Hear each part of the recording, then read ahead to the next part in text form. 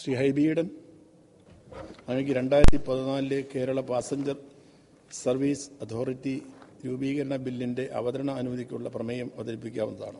Sir, 2014 Kerala passenger services authority രൂപീകരണ ബില്ലിന്റെ അവതരണ അനുമതിക്കുള്ള പ്രമേയം ഞാൻ അവതരിപ്പിക്കും. ബഹുമാനപ്പെട്ട ഗതാഗത മന്ത്രിക്ക് വേണ്ടി ബഹുമാനപ്പെട്ട ശ്രീ ഹൈബി ഈഡന്റെ അവതരിപ്പിച്ച ഈ 2014 കേരള പാസഞ്ചർ സർവീസ് അതോറിറ്റി ബില്ലിൽ യാത്രാ വാഹനങ്ങളുടെ ചാർജ് നിർണ്ണയിക്കാനുള്ള സർക്കാരിന്റെ അധികാരവും അതുപോലെ വാഹനങ്ങളുടെ റണ്ണിംഗ് നിശ്ചയിക്കാനുള്ള അധികാരവും എല്ലാം ഉൾപ്പെടുത്തിയിട്ടുണ്ട്. സർ, മെമ്പർ ഈ ബില്ലിൽ പറയുന്നത് പോലെ യാത്രക്കാരുടെ സൗകര്യം വർദ്ധിപ്പിക്കേണ്ടത് ഏറ്റവും കാലികമായ ഒരാവശ്യമാണ്. പ്രത്യേകിച്ചും ഡ്രൈവർമാരുടെ ജോലി സമയം കുറയ്ക്കുക, മത്സര ഓട്ടം കുറയ്ക്കുക, അമിത വേഗം കുറയ്ക്കുക എന്നിങ്ങനെ നിരവധി വിഷയങ്ങൾ ഈ ബിൽ പരാമർശിക്കുന്നുണ്ട്. പക്ഷേ ഇന്ന് സംസ്ഥാനത്ത് നിലവിലുള്ള റോഡ് സേഫ്റ്റി അതോറിറ്റിയും ട്രാൻസ്പോർട്ട് അതോറിറ്റികളും അവരുടെ അധികാരപരിധിയിൽ പെടുന്നതാണ് ഈ ആവശ്യങ്ങളെല്ലാം. അതുകൊണ്ട് പുതിയതായി അതോറിറ്റി രൂപീകരിക്കുന്നത് ഇതിന്റെ ഡ്യൂപ്ലിക്കേഷൻ ആയിരിക്കും എന്നാണ് ഗവൺമെന്റ് അഭിപ്രായമെങ്കിലും ഇതിൽ ചർച്ച ചെയ്യുന്നതിൽ ഗവൺമെന്റ് വിരോധമില്ല. ഷേബിയുടൻ 15 മിനിറ്റ് എടുക്കണമെന്നില്ല, മാക്സിമം അതാ പറഞ്ഞു. Sir, Kerala passenger services authority ബില്ല് രൂപീകരിക്കുന്നതിന്റെ പ്രാധാന്യമാണ് ഞാൻ ഈ സഭയിൽ അവതരിപ്പിക്കുന്നത്. സർ, ഇതിന്റെ ഒരു ക്ലാസിക് എക്സാമ്പിൾ എന്ന് പറയുന്നത് 1893 ജൂൺ 7 മഹാത്മാഗാന്ധി ദക്ഷിണാഫ്രിക്കയിലെ പീറ്റർ മാരിസ്ബർഗ് റെയിൽവേ സ്റ്റേഷനിൽ വെച്ച് വെള്ളക്കാരുടെ കമ്പാർട്ട്മെന്റിൽ കയറി അദ്ദേഹത്തെ റെയിൽവേ സ്റ്റേഷനിലേക്ക് തൂക്കിയെറിഞ്ഞ ഒരു സംഭവമാണ്. സർ, ഈ ദിവസം ജൂൺ 7 പാസഞ്ചേഴ്സ് റൈറ്റ്സ് ഡേ ആയി പ്രഖ്യാപിക്കേണ്ടത് ഞാൻ ഈ സഭയുടെ ശ്രദ്ധയിൽപ്പെടുത്തുകയാണ്. സർ, നമ്മളെല്ലാവരും യാത്രക്കാരാണ്. സർ, നമ്മളെല്ലാവരും വിനോദത്തിനായി, തൊഴിലിനായി, ജീവിക്കാനായി, ചികിത്സയ്ക്കായി പല കാരണങ്ങളാൽ യാത്ര ചെയ്യുന്ന ആളുകളാണ്. സർ, ലോകത്ത് ഏറ്റവും കൂടുതൽ മനുഷ്യാവകാശ ലംഘനങ്ങൾ നടക്കുന്നത് യാത്രകൾക്കിടയിലാണ്. നമ്മളുടെ മാധ്യമങ്ങളിൽ വരുന്ന വാർത്തകളെല്ലാം തന്നെ അത് സ്ഥിരീകരിക്കുകയും ചെയ്യും. അതിനൊരുപാട് എക്സാമ്പിളുകൾ, ഉദാഹരണങ്ങൾ നമ്മുടെ മുൻപിലുണ്ട്. ഇന്ന് ഏറ്റവും ഒരു ബസ് വെയിറ്റിംഗ് ഷെൽട്ടർ സ്ഥാപിക്കുന്നത് മുതൽ പാസഞ്ചേഴ്സിന്റെ വിവിധ ആവശ്യങ്ങൾക്ക് വേണ്ടിയിട്ടുള്ള പല തരത്തിലുള്ള ഇടപെടലുകൾ ഗവൺമെന്റുകൾ നടത്തേണ്ടത് വളരെ അത്യാവശ്യമാണ്. സർ, ഈ ബില്ലിൽ പറയുന്ന സുപ്രധാനമായ കാര്യങ്ങളിൽ ഒരു കോൺഫ്ലിക്റ്റ് ഉണ്ടെന്നാണ് ബഹുമാന്യനായ മന്ത്രി ഇവിടെ പറയുകയുണ്ടായത്. റോഡ് സേഫ്റ്റി അതോറിറ്റിയും മറ്റും രൂപീകരിച്ചിട്ടുണ്ട്, അതിന്റെ പ്രാധാന്യത്തെക്കുറിച്ചും പറഞ്ഞു. സർ, പക്ഷേ പലപ്പോഴും സ്ത്രീകൾക്ക് സുരക്ഷിതമായി യാത്ര ചെയ്യുന്ന കാര്യത്തിലാണെങ്കിലും അതുപോലെ തന്നെ നമ്മുടെ സഹോദരങ്ങളും സുഹൃത്തുക്കളും ദൈനംദിനം പഠനത്തിനായി, ജോലിക്കായി എല്ലാം യാത്രയ്ക്ക് പോയി വരുമ്പോൾ മാതാപിതാക്കൾക്കും രക്ഷകർത്താക്കൾക്കും ഒരുപാട് ആശങ്കകളാണ്. ആ ആശങ്കകളുടെ അടിസ്ഥാനം എന്ന് പറയുന്നത് അവർ സേഫായി തിരിച്ച് വീട്ടിൽ വരാൻ സാധിക്കുമോ എന്നുള്ളതാണ്. സർ, ഞാൻ ഈ ബില്ല് അവതരിപ്പിക്കാനുള്ള ഏറ്റവും പ്രധാനപ്പെട്ട ഒരു കാരണം, ഒരു NGO അവരുടെ ആശയങ്ങളും ആശങ്കകളും പങ്കുവച്ചതാണ്. എറണാകുളം കേന്ദ്രീകരിച്ച് പ്രവർത്തിച്ച സിനർജിയൻസ് എന്ന് പറയുന്ന ഒരു സംഘടന, അവർ വളരെ കാര്യപ്രസക്തമായ രീതിയിൽ ഇതിനെക്കുറിച്ച് പഠിക്കുകയും ഒരുപാട് ഇൻസിഡൻസ് കോട്ട് ചെയ്ത് ഇതിനെക്കുറിച്ച് പറയുകയും ചെയ്യേണ്ടായി. സർ, അതുകൊണ്ട് തന്നെ ഇത് നടപ്പാക്കേണ്ടതിൻ്റെ വലിയ ആവശ്യകതയാണ് ഈ ബില്ലിൽ പരാമർശിച്ചിട്ടുള്ളത്. സർ, ലോകത്തെ ഏറ്റവും നിസ്സഹായനായ ഒരു കൺസ്യൂമർ എന്ന് പറയുന്നത്, കസ്റ്റമർ എന്ന് പറയുന്നത് യാത്രക്കാരനാണ്. കാരണം അവർക്ക് തിരഞ്ഞെടുക്കാനുള്ള ചോയ്സുകൾ വളരെ കുറവാണ്. നമ്മളിപ്പോൾ മറ്റ് ഏത് സർവീസ് സെക്ടർ നോക്കിയാലും ഇപ്പോൾ ഒരു മൊബൈൽ ഫോണുകൾ വ്യാപകമായി മൊബൈൽ ഫോൺ കമ്പനികൾ നമ്മളുടെ ഇടയിലുണ്ട്. അവിടെ നമ്മൾക്കിപ്പോൾ ഒരു നമ്പർ, നമ്മൾ ഉപയോഗിക്കുന്ന നമ്പർ തന്നെ മാറ്റണമെങ്കിൽ പോർട്ടബിലിറ്റി, ആക്സസിബിലിറ്റി നമുക്കിന്നുണ്ട്. ഒരു കമ്പനിയുടെ ആ നമ്പർ തന്നെ നിലനിർത്തിക്കൊണ്ട് മറ്റൊരു കമ്പനിയിലേക്ക് ചേഞ്ച് ചെയ്യാനുള്ള ഒരു സർവീസ് മൊബൈൽ ഫോൺ കമ്പനികൾ നമുക്ക്, ടെലികോം കമ്പനികൾ നമുക്ക് തരുന്നുണ്ട്. പക്ഷെ സാർ, നമ്മളൊരു ട്രെയിനിൽ യാത്ര ചെയ്യുകയാണ്, ഒരു ബസ്സിൽ യാത്ര ചെയ്യുകയാണ്, ഒരു സമയത്ത് നമുക്കൊരു സ്ഥലത്തെത്തണം. പക്ഷെ അതിനുള്ള ചോയ്സുകൾ ഒരു കസ്റ്റമർ എന്നുള്ള രീതിയിൽ, കൺസ്യൂമർ എന്നുള്ള രീതിയിൽ വളരെ കുറവാണ്. നമ്മൾക്ക് ആശ്രയിക്കാൻ പലപ്പോഴും KSRTC ബസ്സാണെങ്കിൽ കൂടിയും നമുക്ക് മറ്റൊന്നിനെ ആശ്രയിക്കാൻ പറ്റാത്ത തരത്തിലേക്ക്, അല്ലെങ്കിൽ ചില റൂട്ടുകൾ പരിമിതമായ ബസ്സുകളാണുള്ളതെങ്കിൽ നമുക്ക് ആശ്രയിക്കാനുള്ള ചോയ്സ് കുറവാണ് സാർ. ഇവിടെയാണ് ഒരു വലിയ പരിമിതി, യാത്രക്കാരൻ്റെ വലിയ പരിമിതി ഞാൻ ചൂണ്ടിക്കാണിക്കാൻ ആഗ്രഹിക്കുന്നു. പക്ഷെ സാർ, സുരക്ഷിതമായ യാത്ര എന്ന് പറയുന്നത് ഒരു യാത്രക്കാരന് ലഭിക്കേണ്ട ഔദാര്യമല്ല സാർ, അവകാശമാണ്. അതാണ് ഈ ബില്ലിലൂടെ വ്യക്തമാക്കാൻ ആഗ്രഹിക്കുന്നത്. യാത്രക്കാരുടെ അവകാശങ്ങൾ അടിസ്ഥാനമാക്കി പാസഞ്ചർ സർവീസസ് സ്റ്റാൻഡേർഡ്സ് നിശ്ചയിക്കപ്പെടണം. പാസഞ്ചർ സർവീസസ് പ്രൊവൈഡർമാർ അവ പിന്തുടരുകയും പിന്തുടരാത്തവരെ അയോഗ്യരാക്കാനുള്ള നിയമവും ആവശ്യമാണ്.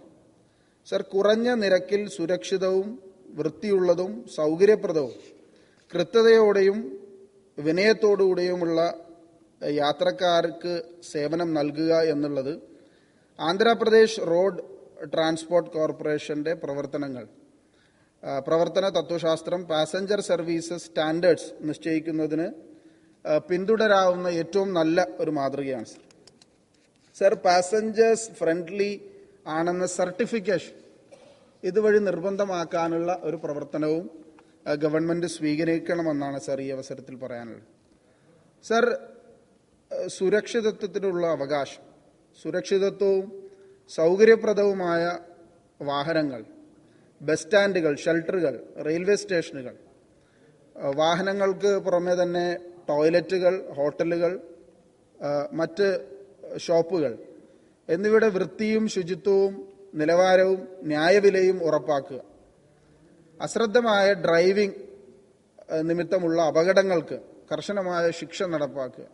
ജീവനും സ്വത്തും സംരക്ഷിക്കുക. സർ, ഇതെല്ലാം ബേസിക്കായി ഒരു യാത്രക്കാരന്റെ അവകാശങ്ങളാണ്. ഇവിടെ ഒരുപാട് നിയമങ്ങൾ നമ്മുടെ സംസ്ഥാനത്ത് ഇന്ന് നിലവിലുണ്ടെങ്കിൽ പോലും പലപ്പോഴും നിയമത്തിന്റെ പോരായ്മകൾ കൊണ്ട് ഈ നിയമ തെറ്റിക്കുന്ന ആളുകൾ അതിൽ നിന്ന് രക്ഷപ്പെടുകയാണ്. ചെറിയ ചെറിയ കാര്യങ്ങളായിരിക്കും സാർ. ഒരു ആക്സിഡന്റ് എന്ന് പലപ്പോഴും വിശേഷിപ്പിക്കുന്നത് ഒരു ഡ്രങ്കൺ ഡ്രൈവ് ആണെങ്കിലും, അതുപോലെ തന്നെ അശ്രദ്ധമായ കെയർലെസ് ഡ്രൈവിംഗ് ആണെങ്കിലും ഇതെല്ലാം സൃഷ്ടിക്കുന്ന ജീവന് കൊടുക്കേണ്ടി വരുന്ന വില പലപ്പോഴും നമ്മൾ മനസ്സിലാക്കാറില്ല സർ. നിയമങ്ങളുണ്ട്, പക്ഷെ ആ പരിമിതികൾ മനസ്സിലാക്കിക്കൊണ്ട് തന്നെയാണ് സർ ഇത്തരം ഒരു ബില്ല് അവതരിപ്പിക്കാൻ ഞാൻ പ്രേരിപ്പിക്കപ്പെട്ടത്. സർ, നിരവധിയായിട്ടുള്ള ഞാൻ സംസാരിച്ചോളാം. ഇല്ല, കൺക്ലൂഡ് ചെയ്യുന്നില്ല. ഇല്ല, ഞാൻ കുറച്ചും കൂടി പറഞ്ഞിട്ട് കൺക്ലൂഡ്. നിരവധിയായിട്ടുള്ള മറ്റ് സെക്ഷനുകൾ സർ ഇതിൽ പരാമർശിക്കുന്നുണ്ട്. അതിൽ സർ പ്രധാനമായിട്ടും ചൂണ്ടിക്കാണിക്കപ്പെടുന്ന 5 പറയുന്ന ചില സെക്ഷൻ, ആകെ 17 സെക്ഷനുകളാണുള്ളത്. ഈ ബില്ലിന്റെ കൺസെപ്റ്റ് എന്ന് തന്നെ ഉള്ളത് സുരക്ഷിതവും സുഖപ്രദവുമായ യാത്ര ഓരോ പൗരനും ഉറപ്പുവരുത്തുക എന്നുള്ളതാണ് സർ.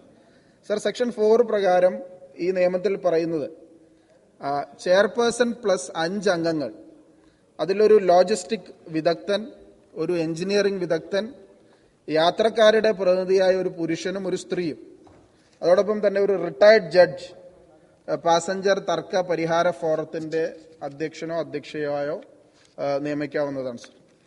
സർ, സെക്ഷൻ 5 അതോറിറ്റിയുടെ അധികാരവും ചുമതലയും കർത്തവ്യവും 18 എണ്ണം അത് വളരെ വിശദമായി പറഞ്ഞിട്ടുണ്ട് സർ. സർ, പലപ്പോഴും ഞാൻ നേരത്തെ സൂചിപ്പിച്ചതുപോലെ നമ്മുടെ മുമ്പിൽ ഒരുപാട് സംഭവങ്ങൾ നമ്മൾ കണ്ടിട്ടുണ്ട്. ആ സംഭവങ്ങൾ ഈ അടുത്ത് മാധ്യമങ്ങളിൽ വന്നിട്ടുള്ള ചില ദുരന്ത യാത്രകളാണ് സർ ചിത്രീകരിക്കുന്നത്. 2012 ഡിസംബറിൽ ഡൽഹിയിൽ ഒരു വിദ്യാർത്ഥിനിയുടെ ഓടുന്ന ബസ്സിനിടയിലുണ്ടായ, പലപ്പോഴും എനിക്ക് തോന്നുന്നു ഡൽഹി ഗവൺമെന്റിന്റെ പതനത്തിന് തന്നെ കാരണമായത് ആ ഒരു ഇൻസിഡന്റായി ബന്ധപ്പെട്ടിട്ടാണ്. ആ ഒരു കൂട്ടബലാത്സംഗം രാത്രി സമയത്ത് ഒരു മെഡിക്കൽ വിദ്യാർത്ഥിനി യാത്ര ചെയ്ത സമയത്ത് ഉണ്ടായിരുന്നതാണ് സർ നമ്മുടെ മുമ്പിലെ ഒരു വലിയ ഉദാഹരണം. 2011 ഫെബ്രുവരിയിൽ കേരളത്തിൽ സൗമ്യയെ മോഷണ ശ്രമം നടത്തുന്നതിനിടയിൽ ട്രെയിനിൽ നിന്ന് പുറത്തേക്ക് വലിച്ചെറിയുന്ന ക്രൂരമായ മാനഭംഗപ്പെടുത്തുന്ന ഒരു സ്ഥിതിവിശേഷം ഉണ്ടായി. സർ, മെയ് 2010 വിമുക്തഭടനായ ബാബുരാജ് ഭാര്യയോടും മക്കളോടുമൊപ്പം പൂനെയിൽ നിന്ന് കേരളത്തിലേക്ക് യാത്ര ചെയ്യവേ ട്രെയിനിൽ ചികിത്സ കിട്ടാതെ മരിച്ചത് മറ്റൊരു യാത്രക്കിടയിൽ നടന്ന അതിക്രമത്തിന്റെ അല്ല, പക്ഷേ ദാരുണമായ മറ്റൊരു സംഭവം ചൂണ്ടിക്കാണിക്കുകയാണ് സർ. 2003 മാർച്ചിൽ ഒരു കന്യാസ്ത്രീ കവർച്ചാ ശ്രമത്തിനിടയിൽ ട്രെയിനിൽ നിന്നും പുറത്തേക്ക് എറിയപ്പെട്ടു. ഒരു കൈയും 2 കാലും നഷ്ടപ്പെട്ടു. ഇന്നും ജീവിച്ചുകൊണ്ടിരിക്കുന്നു സർ. ഇതെല്ലാം നമ്മൾക്ക് സൂചിപ്പിക്കുന്നത്. അതുപോലെ തന്നെ 98 ഒക്ടോബറിൽ മുംബൈ ലോക്കൽ ട്രെയിനിൽ നിന്ന് ഒരു മോഷ്ടാവ് തള്ളി പുറത്തേക്ക് ഇട്ടതിനെ തുടർന്ന് ജയബാലയ്ക്ക് കാലുകൾ നഷ്ടമായ സംഭവം. ഇതെല്ലാം സർ വലിയ ഉദാഹരണങ്ങളാണ്. ഇതെല്ലാം ചൂണ്ടിക്കാണിക്കുന്നത് ഒരു പാസഞ്ചറുടെ റൈറ്റ്സ് പലപ്പോഴും നിഷേധിക്കപ്പെടുന്നു എന്നുള്ള ഒരു കാര്യമാണ്. അതുകൊണ്ട് തന്നെ സുരക്ഷിതവും സുഖപ്രദവുമായ യാത്ര, സേഫ്റ്റി, പ്രത്യേകിച്ച് പെൺകുട്ടികളെ സംബന്ധിച്ച്, സ്ത്രീകളെ സംബന്ധിച്ചുള്ള ഒരു അരക്ഷിതാവസ്ഥ നിലനിൽക്കുക. അത് നിയമത്തിൽ ഒരുപാട് കാര്യങ്ങൾ പരാമർശിക്കുന്നുണ്ടെങ്കിൽ പോലും നമ്മൾ ഓട്ടോയിലും ബസ്സിലും ട്രെയിനിലും യാത്ര ചെയ്യുന്ന സ്ത്രീകളുടെ, പ്രത്യേകിച്ച് രാത്രി സമയങ്ങളിൽ യാത്ര ചെയ്യുന്ന സ്ത്രീകളുടെ സുരക്ഷിതത്വം വിദേശ രാജ്യങ്ങളിൽ നോക്കിയാൽ നമുക്ക് കാണാം സർ, വളരെ സേഫായ, ഒരിക്കലും ഏറ്റവും സേഫസ്റ്റ് ഫോം ഓഫ് ട്രാവൽ, അത് മെട്രോയിലാണെങ്കിലും മറ്റ് ടാക്സികളിലാണെങ്കിലും എല്ലാം ഇത്തരം ഇൻസിഡന്റുകളുടെ സ്റ്റാറ്റിസ്റ്റിക്സ് നോക്കുമ്പോൾ വളരെ കുറവാണ്. ഇന്ത്യയിലാണ്, കേരളത്തിലാണ്. അങ്ങേക്ക് അങ്ങ് ചർച്ച ഇന്ന് പൂർത്തീകരിക്കുന്നുണ്ടോ? ഇല്ല, അത് കണ്ടിന്യൂ ആണോ? കണ്ടിന്യൂ ചെയ്യണം സർ. എങ്കിലും വീണ്ടും അങ്ങേക്ക് കണ്ടിന്യൂ ചെയ്യാം. അടുത്ത പ്രമേയം വിളിക്കാം സർ. അപ്പോ ഈ ബില്ലിന്റെ ഉദ്ദേശം എന്ന് പറയുന്നത് ഇതാണ് സർ. ഞാൻ ദീർഘിപ്പിക്കുന്നില്ല. ഈ ബില്ല് അംഗീകരിക്കണമെന്നാണ് എനിക്ക് ആവശ്യപ്പെടാനുള്ളത്. ചർച്ച തുടരാം സർ. ചർച്ച തുടരാം. ശ്രീ ബെന്നി ബെഹനാൻ, അങ്ങേക്ക് 2013 കേരള അടിസ്ഥാന സൗകര്യ വികസന അതോറിറ്റി ബിൽ അവതരിപ്പിക്കാവുന്നതാണ്. സർ,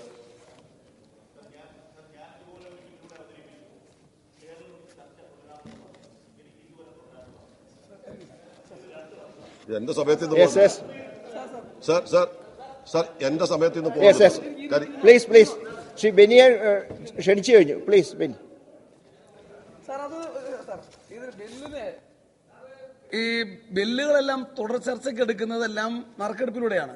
ബഹുമാനപ്പെട്ട അംഗം ഈ സഭയിൽ നേരത്തെ അവതരിപ്പിച്ച് തുടങ്ങി വെച്ച ബില്ല് വീണ്ടും തുടർ ചർച്ചയ്ക്ക് വരുന്നതും അതും സാർ നറുക്കെടുപ്പിലൂടെയാണ് വരുന്നത്. അദ്ദേഹത്തിന് ഭാഗ്യമില്ലാത്തത് അതുകൊണ്ട് പ്ലീസ് നമ്മള് ഭാഗ്യ നിർഭാഗ്യങ്ങളെ കുറിച്ച് ഒരു ചർച്ച ഇവിടെ വേണ്ട.